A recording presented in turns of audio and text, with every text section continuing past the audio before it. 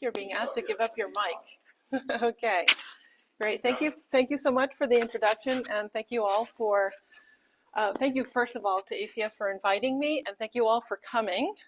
It looks like a really nice crowd here. Okay, so we're going to talk about my favorite subject, sperm whales. Oh, sperm whales. What can we say about them? They are iconic.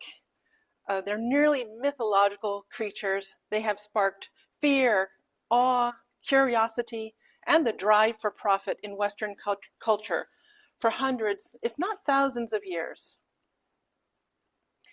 They are a species of extremes. They are the largest odontocete, that means toothed whale. They have the largest brain, weighing in at almost 20 pounds. Their head case is 1/3 of their body, and they eat the largest squid, giant and colossal squid.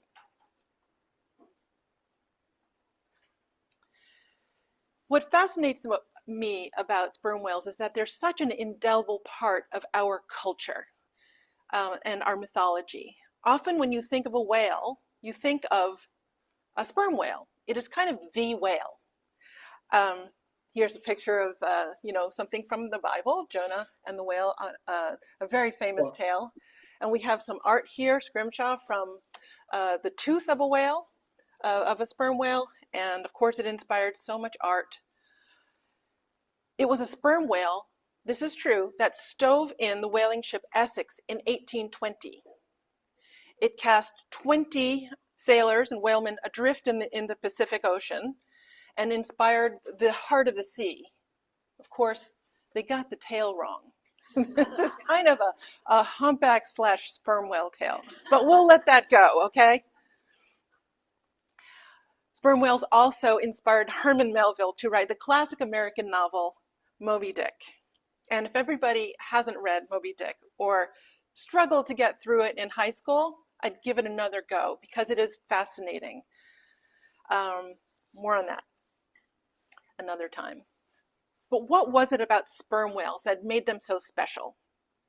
First of all, does everybody know what spermaceti is?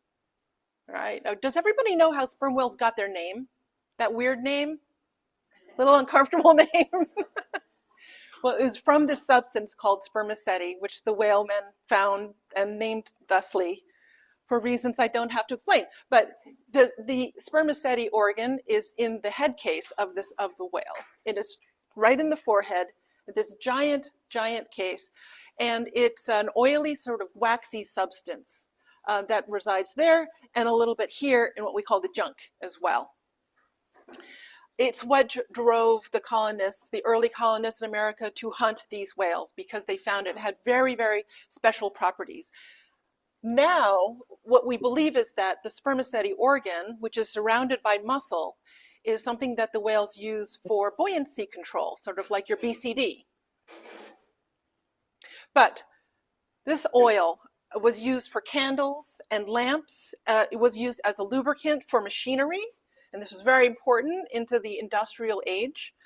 This oil resists freezing and breakdown, making it an excellent high-pressure lubricant.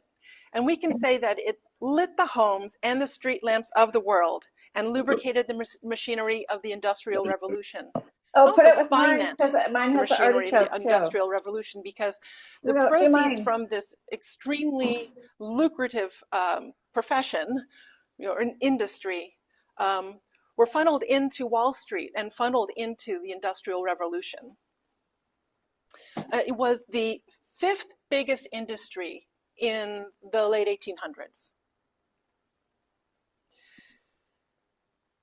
Sperm whale oil and sperm whales, as well as the other whales, were hunted down on these epic 3 to 4 year voyages to the Pacific, further and further as we got rid of more and more sperm whales as well. And they were brought back to New England and other places in the Pacific, like Hawaii and later on California, making a lot of families very, very rich, like the Macy family, if you've heard of them. Macy's. We also had whaling in California. And I'm not sure And many of you know this, but there were whaling stations in California. These were called shore whaling stations, and they were dotted along the coast. There were about 21, and they were often started and manned by people from the Azores, immigrants from the Azores. And there's a whole story behind that, but we're not going to go into it tonight. The discovery of oil in the ground was thought to be the end of whaling. And here you have a very amusing cartoon from 1861, Vanity Fair, which shows the sperm whales celebrating the discovery of oil and the end of sperm whaling. Sadly, it was not to be. You know, we think of whaling as a 19th century phenomenon, but there's a notion that whaling did subside because petroleum, electricity was invented, but the height of the harvest actually occurred after World War II, when widespread use of exploding harpoon guns, which were invented in the late 1800s, but were really brought into use in the 20th century, and the invention of factory ships enabled the mass harvesting of all kinds of whales, including sperm whales, and even fin whales and blue whales, which were too large to hunt for the sailing ships. All told, the demand for spermaceti and sperm whales drove the global whaling industry to kill an estimated 1 million of our friends. And this is a few pictures of what a factory whaling ship looks like, and the whales really didn't have a chance.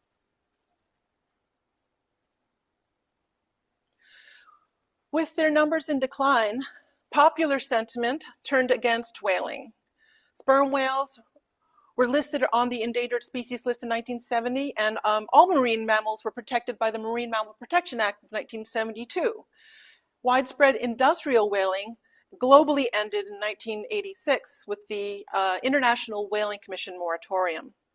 And here's a really interesting fact that I discovered during my research.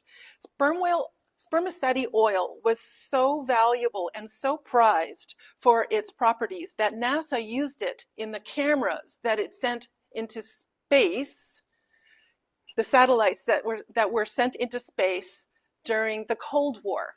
I think so, yeah. And they resisted putting the sperm whale on the endangered species list until they could find a suitable substitute for spermaceti oil, which they did in the 1960s, thank goodness.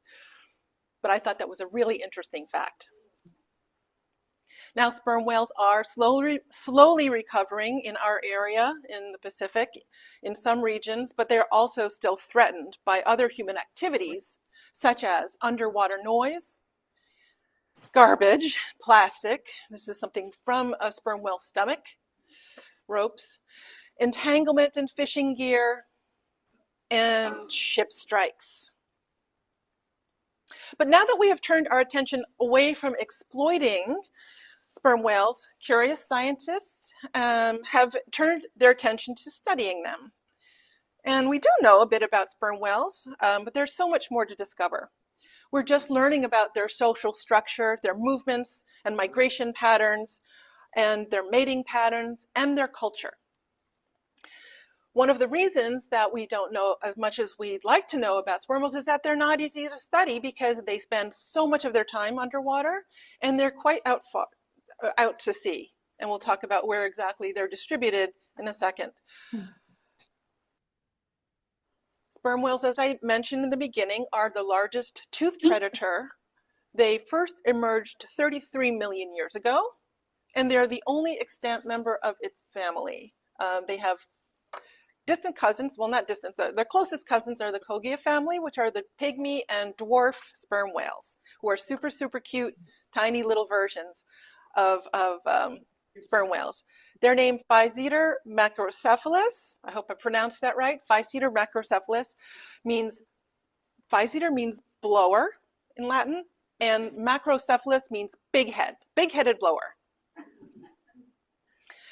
Their order is Artirodactyla, and their infraorder Cetacea. I'm looking at Sarah Mesnick over there to make sure that I'm getting this right because it's complicated. One of their closest relatives is the hippopotamus. So let's see. And last thing, their IUCN status is vulnerable. Sperm whales are noted for extreme sexual dimorphism. That is, the female and the male are extremely different in size.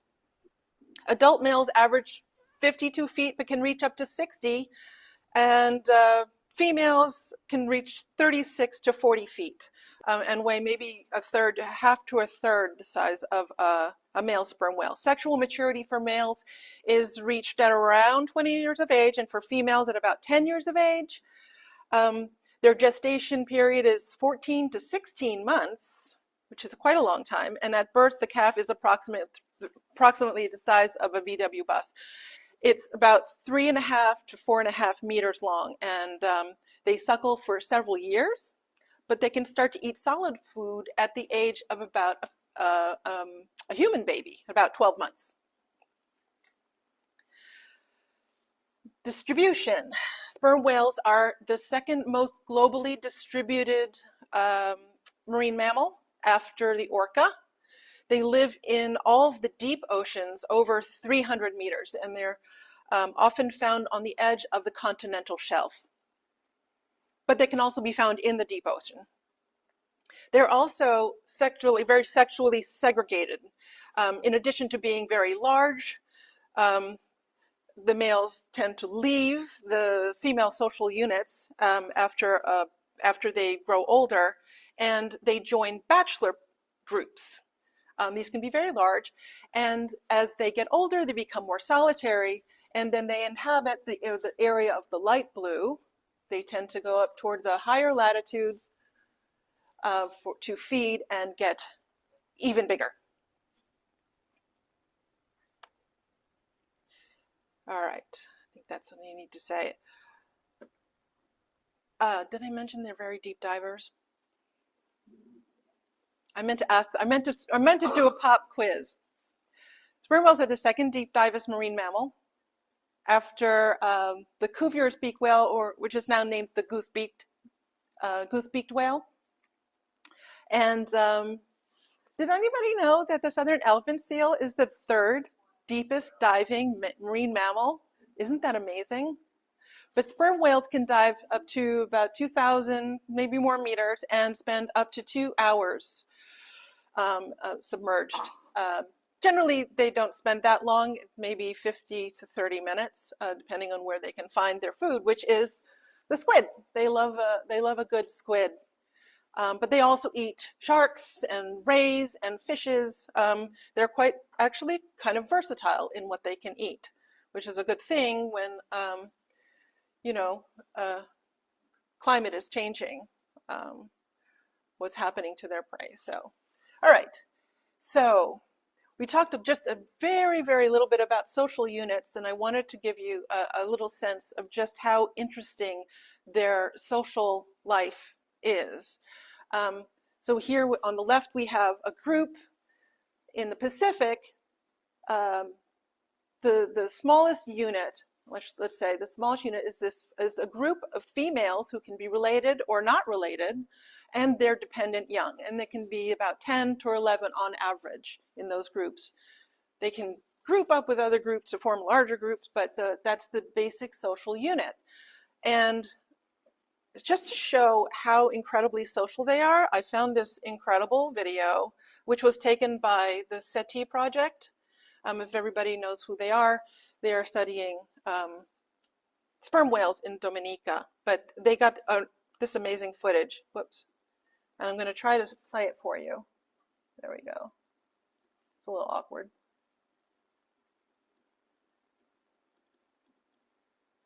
Hello. So we're having a little technical problem. I don't know why it won't go. Okay, well, I'll describe it to you. I'm so sorry that that's not going.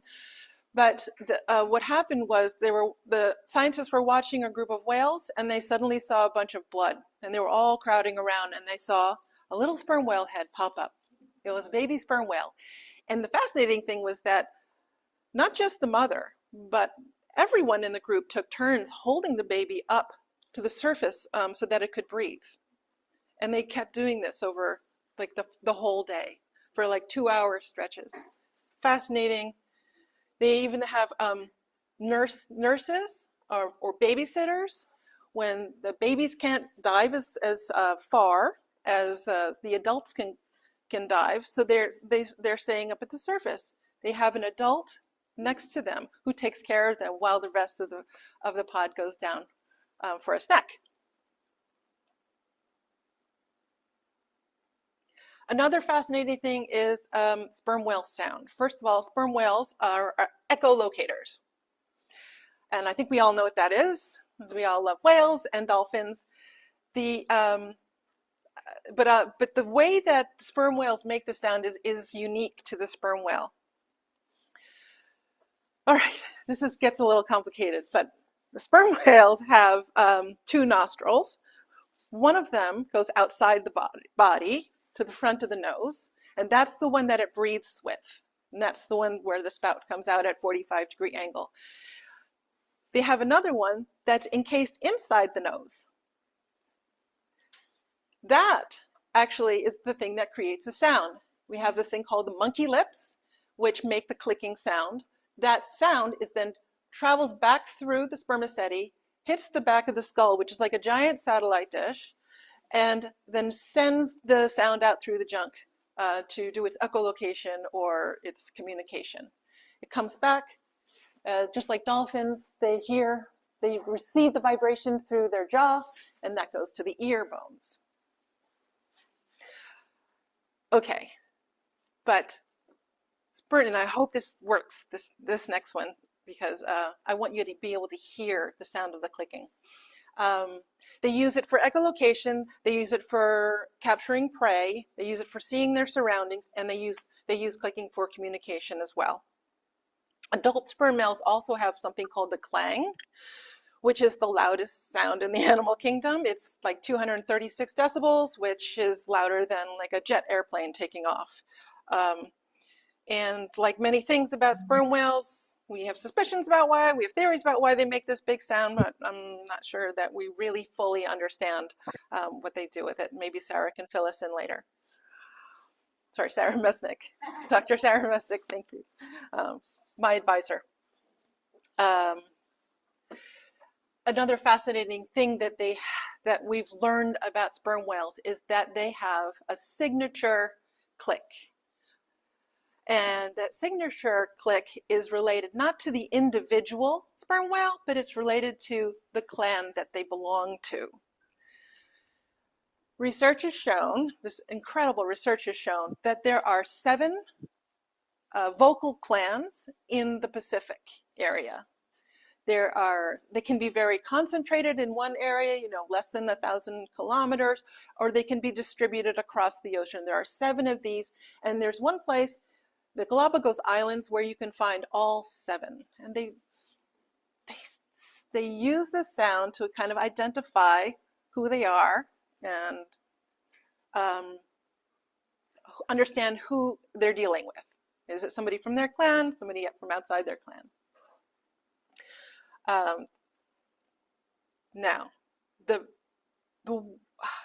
hope this works. I hope this works. Sorry, I've been having a little trouble getting the video to work. I really wanted you to hear this.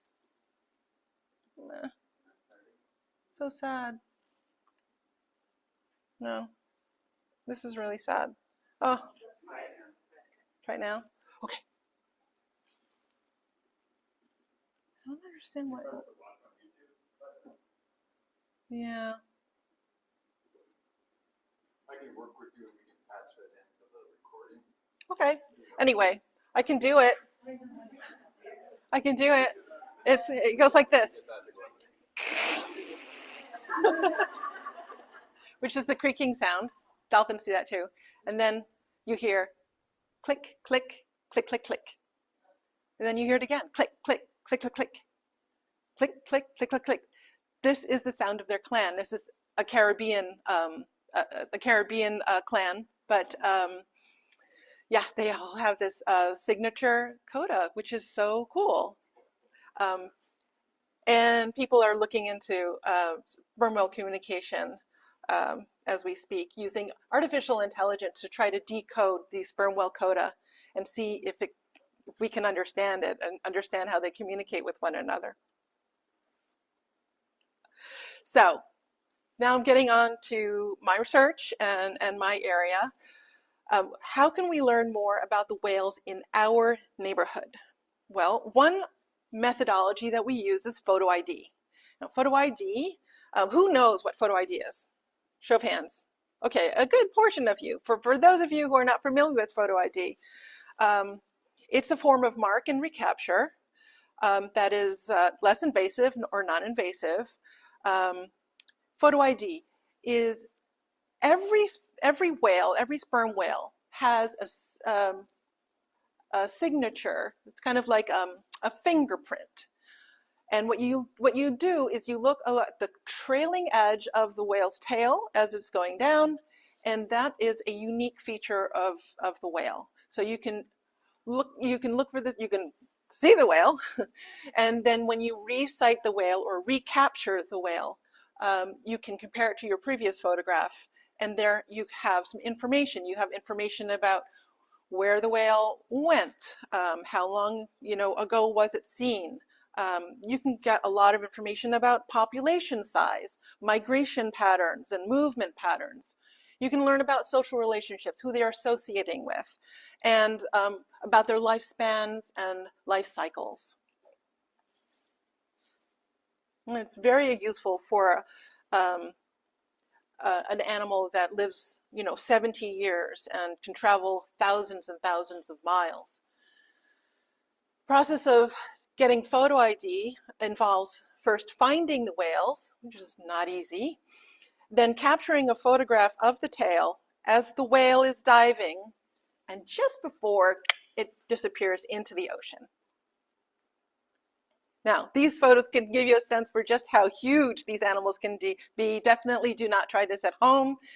These photographs were taken with a permit by experts. So, my research focused on the Northeast Pacific, from Alaska along the west coast and out to Hawaii, where there are an estimated 23,000 to 30,000 sperm whales. Using data collected by NOAA cruises between 1990 and 2025, I took photographs and I developed a catalog of photo ID for sperm whales in the eastern North Pacific.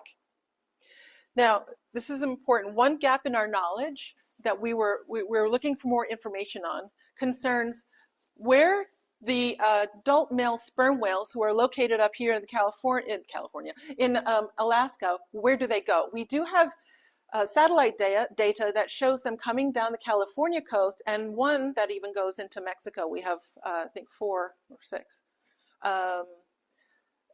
tracks of satellite data. And we have some other photo ID data that shows that eastern tropical Pacific whales sometimes migrating up or traveling, not migrating necessarily, but traveling up into the Gulf of California. Did I say Gulf of Mexico? I meant Gulf of California. But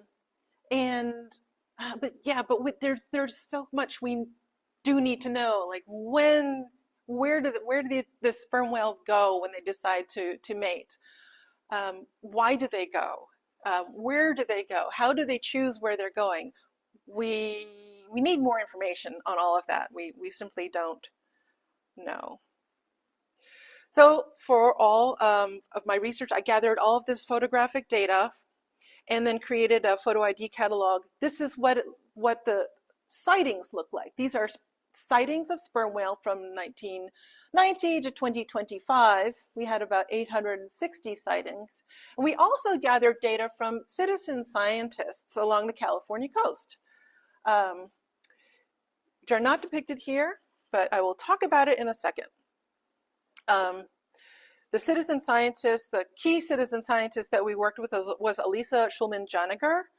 She works out of Los Angeles, and she gathered collated data from 1984, which is quite a long time ago, quite a feat, and provided us the sperm whale all the sperm whale tails that she could get her hands on. And from that, we culled 23 different photo ID. So here's the result. We have 107 photo ID in our catalog. 84 were from the NOAA surveys and 23 were from the citizen science. So you can see how important that citizen science data became in our study.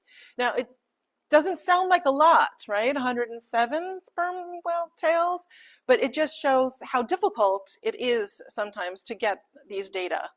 And expensive too, because you have to go out there on a ship and all the things. In any case, so I put the whale tails into a catalog, which will be published by NOAA. The data includes the photo, includes the latitude, longitude, includes the date when it was captured, and if we had it, the sex of the whale, which we got from genetic research, genetic studies, and the group size as well, if we had it, and any behaviors that were observed.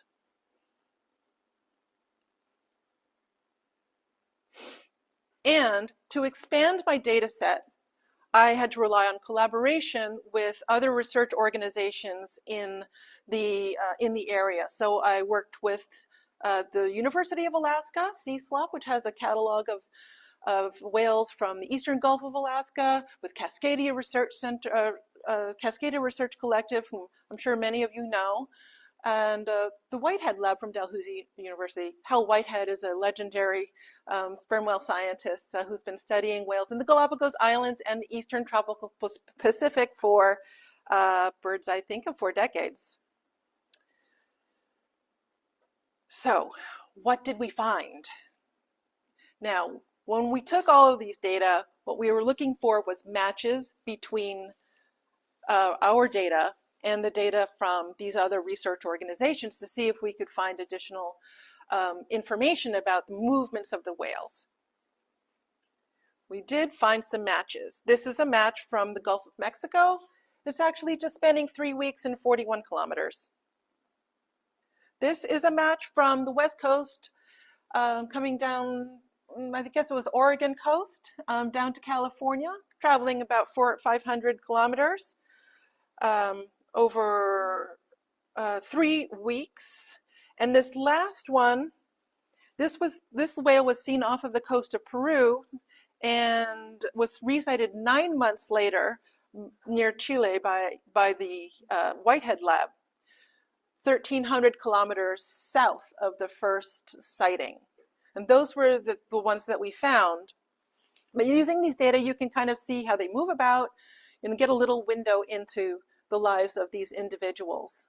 Unfortunately, we did not find, well, I shouldn't say unfortunately, but we did not find any matches with the Alaska whales, which would have been neat. But then again, no data is also data, right? So we may have learned something there. I think, but what we did find was even more interesting, something unexpected. And it occurs right off the coast here of Southern California, in the Southern California Bight. And this is a picture, if you haven't recognized it already, of the Channel Islands. In the Southern California Bight, mostly citizen science data revealed 14 photo-identified whales. And 9 of those whales were photographed multiple times, from 1 to 17 years, a span of 17 years. And now it's getting really interesting, and it's piquing my attention. All of the recaptured whales, the ones that we had seen more than once in the photo ID, were identified as males by the citizen scientists or the naturalists who took the photographs. And they were identified as males because of their size, just by observation of their sheer largeness. And this is so very interesting. But I'll give it a quick pause here because I want to ask, why do you think we got so many sightings here? A lot of whale watchers. A lot of whale watchers. Yeah, that's very different from taking a giant, like NOAA cruise, ship and going down a transect line, once every decade. These guys go out every single day, And they're out to find whales. So whenever you see a whale, you're going to find them. But the data can be so valuable. So we were so excited to get this data and discover that we had all of these resightings and that all of them were male. So I think I said before, let me just take you through some of the individuals that we found. Of course, citizen science also, instead of naming them 110, give them names. So this one's Double Scoop, cited 13 times from 1984, and he's named Double Scoop because he has two little scoops out from the right side of his fluke. Does anybody know these whales, by the way? Somebody knows them. Papaya, cited 35 times from 2016 to 2025. That's a beauty. And guava. Okay, now we're getting closer to home. Cited 2023 to 2020, actually 6. We have more sightings that are not in the catalog, right off the coast of San Diego. And Dana Point as well, Los Angeles. And his associate, kiwi, cited also 8 times from 2024 to 2025, also cited in 2026, more recent data. And now who knows who kiwi and guava are? All right. Kiwi and guava are a pair of whales that were sighted just off right here in San Diego, and they were sighted together. More on that later. The last one was just dubbed Fig, sighted 5 times from 2023 to 2026. I hope to see him again. But I'd like to introduce you to my favorite whale, Mango. Mango. Oh, look at these. Mango was known to be found off of the Channel Islands, foraging here around the Channel Islands. And if I had a bathymetry map, you could see that there are very, very deep canyons around here. Excellent feeding for whales where they couldn't find their favorite prey. Mango was first seen in 1996 in the Channel Islands. He was photographed again in 2003 and again in 2010. In total, he was photographed 15 times by NOAA and researchers from Cascadia Research Collective from 1996 through 2012, and also a number of times by citizen scientists. But that's not all. Yes, we saw him foraging around here, but there is preliminary and unpublished satellite tagging data from Cascadia Research Collective that shows Mango foraging around Channel Islands, just like he had been doing, and then suddenly taking off, making a beeline off of the map, all the way down, 5,000 kilometers down toward the Galapagos Islands, which is an area that we previously showed has a lot of different sperm whales, a lot of ladies. So I think this is the first evidence we have of that mature male feeding the California bite and then heading down to the eastern tropical Pacific that far, 5,000 kilometers. So why is this particularly interesting? Well, I said before that we have a lot of adult male sperm whales in Alaska, right? That's where they go to feed. Well, could this be evidence that there are adult male sperm whales who may be resident, maybe frequent? Somehow there are some adult male sperm whales who are frequenting this area and using it to forage. We do know that they're exhibiting foraging behavior, so not necessarily there for mating, and just the presence of Mango and his trip down to the eastern tropical Pacific just raises a lot of questions about and a lot of intriguing ideas we need to know more about. Oh yes, and here we go back to kiwi and guava. The other thing that we found in this data that was super interesting was that there were 2 pairs that were seen together, 2 pairs of male sperm whales, each consisting of a larger male and a slightly smaller male, so maybe an adult and a subadult male, were hanging out together. And Dominique Biagini took this amazing drone footage of kiwi and guava right off of San Diego, who are associating, and the only way I can describe it is canoodling. But also, this raises so many questions. There is one other paper by Kobayashi and Whitehead, which follows, using photo ID again, follows some sperm whales in the northern Japan, in a strait in northern Japan, and also has a lot of evidence for male sperm whales forming these dyads, they call them, and associating for an average of 2.7 years, but from 2 to 5 years they would see them. And it could possibly go on further, longer than that, because they didn't follow the whales when the whales left the strait that they were studying. So why would they be together? Does anyone have any theories or hypotheses for why they might be forming these dyads, why they might be hanging out together?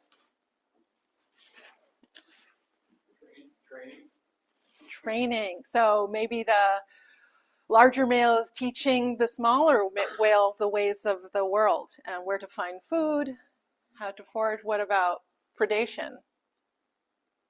Maybe it's a way of protecting themselves, as opposed to being solitary and more vulnerable, especially if you're a smaller whale. That's just a hypothesis. Nobody really knows. Anything else? No?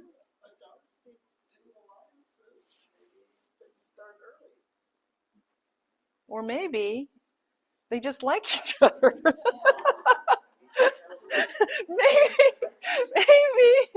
maybe, you know, they form such close bonds. They're roommates. There we go. They do form such close bonds. They hang out together as a small family unit, and if you've seen them, they're like always touching and always clicking and talking. And as they get older, maybe they miss the companionship. I don't know. It's a thought, but we definitely need to know more about this. So what's next? And why is this important? First, I think that the research that we're doing is hugely important, because if you saw, let's go back to the Channel Islands. If you see, this is one of the biggest ports like in the U.S. and there are ships coming in constantly. This is a very, very, very busy shipping lane.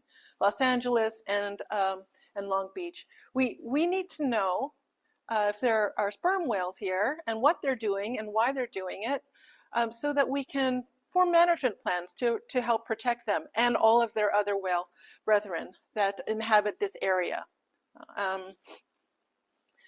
So for my future research, I hope to gather different data looking at this area.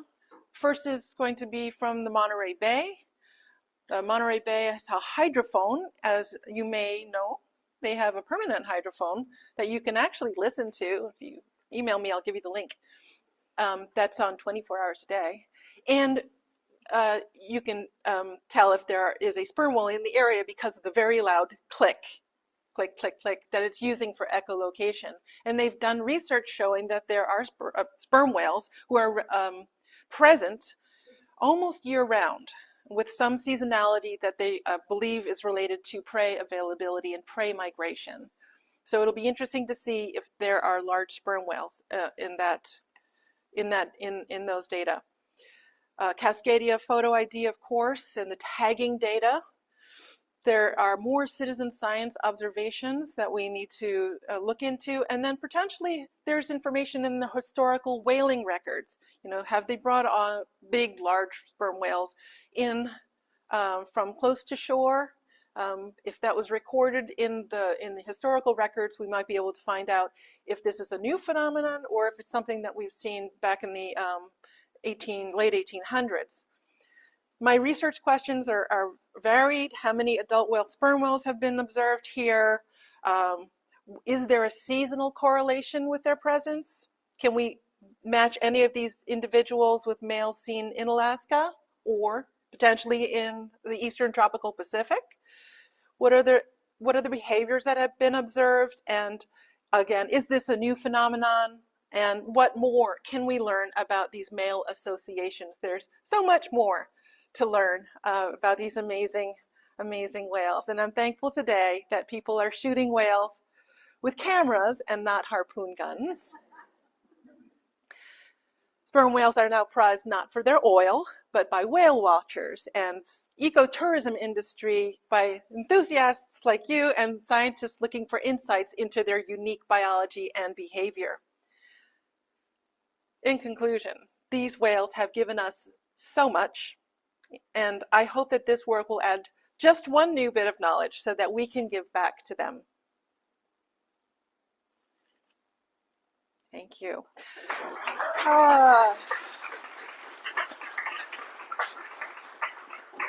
I'd love to. We'll alternate back and forth between in and present and online. Okay. You have 35, almost an equal size audience online. Nice, great. But before we go ahead, I really want to acknowledge the people who helped me with this research, without whom it would not be possible. Sarah Misnick, thank you. Paula Olson, Elisa Schulman-Janiger, Lauren Wild, Jay Barlow, and of course all of the scientists and crewmen of the Southwest Fisheries Science Center who gathered all these data on the cruises. So thank you so much.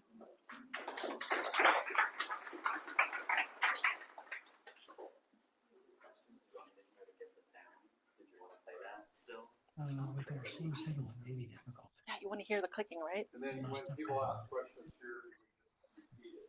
Okay. You can still hear me if I leave from podium, right? Evie put the link, it's Monterey Bay Aquarium, right, for the sound. So Evie put the link in the chat. So the first this will be recorded and available on our YouTube channel. So she did have that link, and we'll make sure that it's attached if we don't get it here. One of them, she mentioned a guidebook for Happy Whale and Fluke book at the beginning. Is there a link for that yet? Yes. Oh, there will be a link. I will get it. Yeah. It's fresh off the printer. Okay. The first time that we've got questions. Let's start with Andy. I was just curious if you were able to use artificial intelligence at all for some of your analysis, and if not, do you expect to going forward? Okay, yes, I didn't mention that, but I did use Happy Whale and Fluke book to see what we could learn, to see if we can find any matches.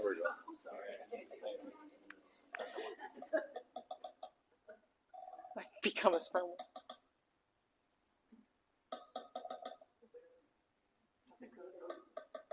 See how clear that is? Click, click, click, click, click. One, fast, fast, fast, slow, slow, fast, fast, fast. That's their signature coda. Crazy. Now they're just chattering.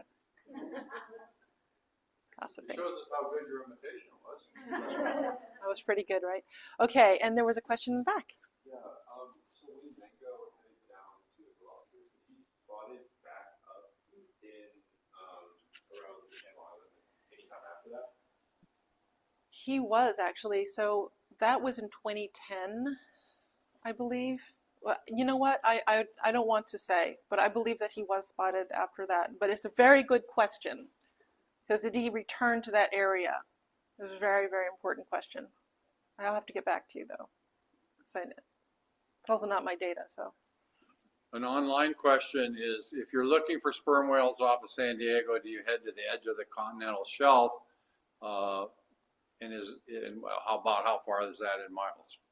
Well, we have some pretty deep canyons off about 9 or 10 miles. So not that far. You can get there in an average, 3-hour whaling cruise. In fact, we did. Is there a time of year that you have a better chance? Like everybody wants to know this, but is there a time of year that you would have a better chance of seeing them just versus kind of random? We'd love to know. Yeah. If you find out, let us know. They don't seem to have the same kind of migratory patterns as the gray whales or humpback whales. They seem to follow much more their prey. but we don't have an answer to that question of whether you can see them seasonally or not yet. And again, repeat the questions for the people on. Oh, the question was, is there any time of the year that you can have a better chance of seeing sperm whales off the coast of San Diego? And the answer is we don't know. Yeah. Can you identify their individuals by their voices? Can you identify individuals by their voices? I don't think that has happened yet. I'm not saying it's out of the realm of possibility, but I have never seen anything published to that effect. No. Is the NOAA ID catalog? They're cataloging it, right? NOAA, I think you mentioned that. Yes, it'll be published. Is that available? Okay, is that available to the public yet, or will be? It's in press. Okay. It should be available shortly, in the next few months, I should say. Anybody else in the room? Yeah. Okay, Jen, and then you said the spermaceti, the thinking is that's for buoyancy. I've also heard it might be almost like an oxygen tank, like scuba divers. The deeper they go, it helps them somehow with oxygen. Okay, I said the question is about the use of the spermaceti organ, and I did say that some scientists surmise that it's used for buoyancy, but I haven't heard the other theory that it may be used for storing oxygen or something. I'm not sure. I don't know, Sarah, if you have another theorem, hypothesis. The main thought is that it's used in sound production. Oh, it is definitely used in sound production because the sound goes straight through it. Yeah, and produce the largest, loudest sound in the animal kingdom. And that animal is the front end of that animal, a third of it is blue. Yeah. So the main thought is it's used for sound production. Okay, we had another question in the room. Yeah, there were 4 sperm whales recently seen up in the Channel Islands off Catalina. I heard it was guava and kiwi, but was it the whole fruit salad? The question was there were 4 sperm whales seen off of Catalina in the Channel Islands, and was it the whole fruit salad? I know that it was guava and kiwi, because I saw the photos, but I'm not sure about fig, or I don't think it was mango, and papaya hasn't been seen for quite some time. Neither is mango. Maybe new fruits. You had talked a lot about male aggregation. Your emphasis seems to be looking more at the males, but is there a place where the females hang out together? Females hang out in all of the temperate regions of below the, I guess, 60th parallel or above, and they're very widely distributed, at least in the Pacific. Actually, worldwide, they're very widely distributed. So, is there a specific place? Yeah, they have. There are aggregations that we know of. For example, the Galapagos is a place of great aggregations of sperm whales. Where the baby was born, I take it. That was in the Caribbean. Yeah. That was in Dominica, in the Caribbean, where they also have these very, very deep canyons right off of the island of Dominica. Yeah, then we've seen, there are other places that you can go, like the Azores. Between the Azores and the Canary Islands are a very large population. There's a population in the Mediterranean. There's population that can be seen in New Zealand. They're really everywhere. And those are specific places where you can actually go and see them, if that's what you're after. Yeah, that's perfect. And then you've talked a lot about identifying gender based on size. It's all about the size. Is that really what we're using? Is if they're big, they're males, and if they're not big, they're females? Well, some of the data that so the question is, how do we sex the animals? And The best way of doing that is through genetic samples. So if you've ever seen them go out with a little arrow, Right. they get a little sample. The best way of sexing them is genetic sample. But because of their extreme sexual dimorphism, you can identify a large animal as being most probably male. And then mango, sorry. And then mango, you said, was seen traveling 5,000 kilometers to the Galapagos. Was that whale tagged and tracked? You said satellite tagged. I would imagine that they Cascadia got a tag in it. So the question is about Mango and how we know that he traveled 5,000 kilometers from California down south to the eastern tropical Pacific. And it is, yes, because their Cascadia did put a satellite tag on him, and it stopped transmitting just before it reached the Galapagos Islands. And we don't know what happened to Mango after that. Yeah, so satellite tagging data can also be very, very useful. Are there any places on the west coast where you can get in the water with them, like in Dominica? The question is, are there any places in the west coast that you can get in the water with sperm whales like in Dominica? Yeah, I'm not sure it's advisable to get in the water with sperm whales, but I haven't heard of a place in the west coast where you can do that, no. Alicia put into the chat, because she's been monitoring your presentation. Elisa. So Hi, Elisa. hi to her. But she has in the chat that with the 4 sperm whales we encountered recently, we have seen the other whale before, but he doesn't have a nickname yet. So FYI, just a little piece of information there. And then we last saw Mango in February 2013 off of Point Vicente. Now, again, from Alicia. Thank you, Elisa. Mm-hmm. And I don't need to repeat that, right? Okay. I think I'm pretty loud, and I got it across the cheerleader voice. Yeah, and I really want to answer that question about when that satellite tag was put on. I believe it was 2010. So if that is true, then we saw Mango after that a few times. So it came back. I'm going to look while I answer more questions. The sperm whale that was seen off San Diego in September, like this past year, was that guava? Do you know? There were 2, and it was guava and kiwi. Oh, okay. Yeah. Okay. So that in September they saw both of them? Yes, they saw both of them, and it was in October. Yeah. It was a whole week, actually. They were resident in the area, and they were seen exhibiting classic foraging behavior. And yes, okay, so I have the answer. They were seen exhibiting classic foraging behavior. I saw them myself, a number of us did, and where they would go on the surface, reoxygenate, and then dive for 30 or 40 minutes and come back up and do it again. And they're so placid when they're on the surface, just getting their oxygen, filling up their myoglobin, and they're just so magnificent when they decide to dive. It's like a privilege to be near them. So the answer to the question is, if we saw Mango again after he shot down to the eastern tropical Pacific, and the answer is yes.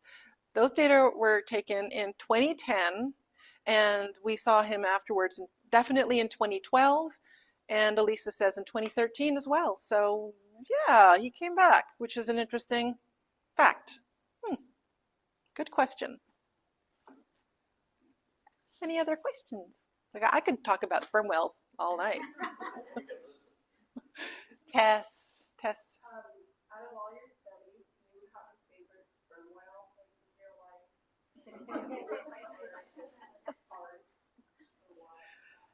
Oh, that's really hard to choose between different sperm whales. I don't know.